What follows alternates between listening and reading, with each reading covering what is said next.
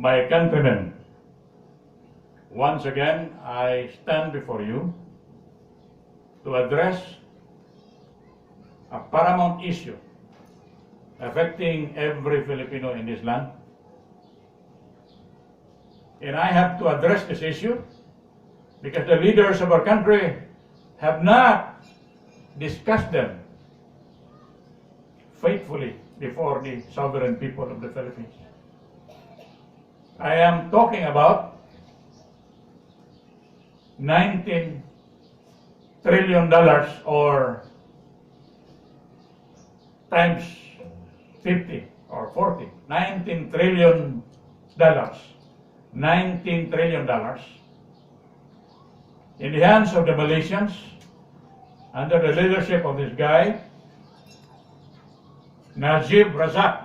$19 trillion because they occupied Sabah since 1963, and Sabah is earning $100 million a day, and that $19 trillion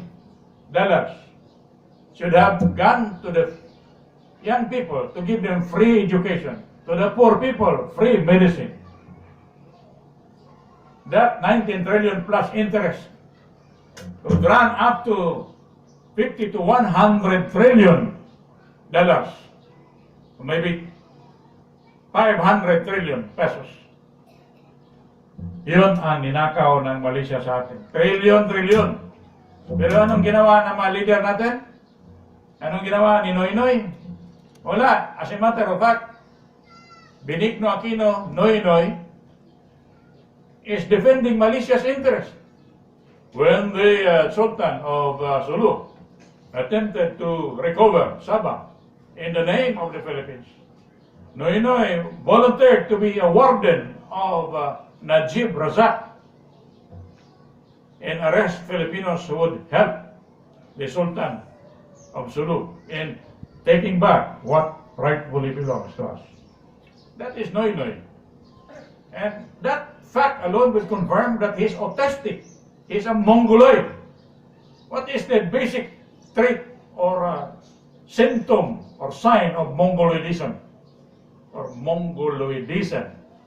When you think that the sky is the earth is the sky, a girl is a boy is a girl, that's Mongoloidism. You think the opposite way. He's thinking that Sabah belongs to Malaysia and Sabah does not belong to the Philippines.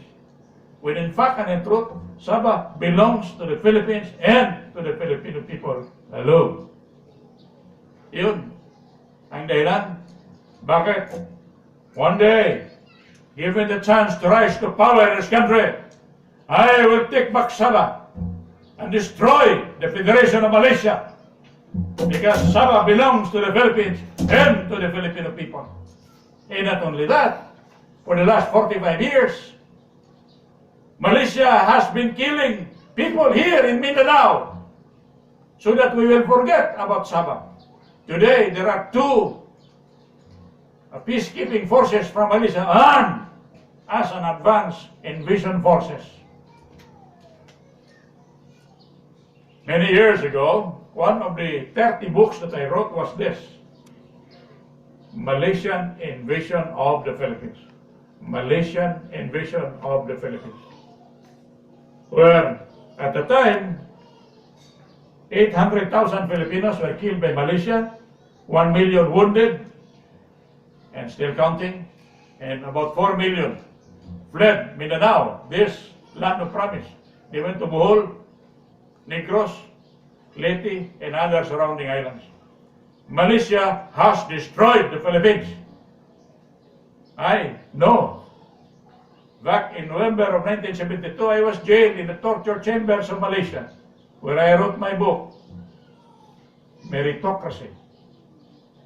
A book that guarantees maximum participatory responsibility in nation building to all young people in the country. I wrote that in the torture chambers in Malaysia, in the death row in Malaysia, where I was tortured by the Malaysian government for simply wanting to go to the US Embassy in Singapore. That is Malaysia to you. And back in the year 2000, I went back to Malaysia under a different name to be able to rescue the life of the leader of the Moro National Liberation Front, Nor Miswari. He was jailed by the Malaysians. And modesty aside, if I did not go to Malaysia, maybe there will be no more Nor Miswari at this point. But I went there on my own at my expense. I went as far as Switzerland, to Geneva, to seek asylum for the members of the family of Nor Miswari and his staff, and I succeeded. So going back to this guy, I think the Filipino people should wake up. And the people in the lower house should wake up. They should not approve the BBL because the BBL is a brainchild of Malaysia. And if you approve the BBL, well then you will be giving Mindanao, Sulu, and Palawan, to Malaysia. Because the definition of Bangsamoro in the BBL, that definition includes Christians, Lumad, everybody in Mindanao. Meaning to say that if the BBL is approved, then Malaysia will claim Mindanao, Sulu, and Palawan through the ELLY, which is a proxy of Malaysia. For many, many years, Malaysia has used the Filipinos to kill Filipinos. First, Malaysia used the ELLY, train Filipinos in Sabah, and sent the Filipinos back to the Philippines and kill Christians. And those who were wounded went back to Sabah, and they were treated in the hospitals in Malaysia, and they were sent back to kill more Christians in Mindanao. When MNLF and MILF split, they supported the MILF. I believe it's $12 billion US a year. A budget as big as the budget of the Central Intelligence Agency of the United States of America. So, the MILF is a soldier or a military unit of the Malaysian government. And many of those in the MILF today are Malaysians.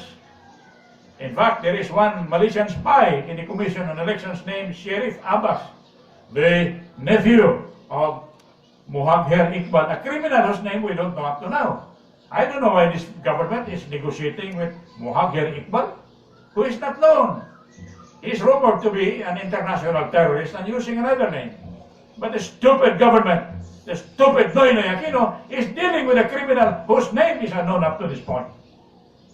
So my friends, I thank you for giving me this opportunity to tell you about this man, this Najib Razak, a killer of millions of Filipinos. Najib Razak. Yan, si Najib Razak. I will not speak for long. I think I have addressed the point sufficiently.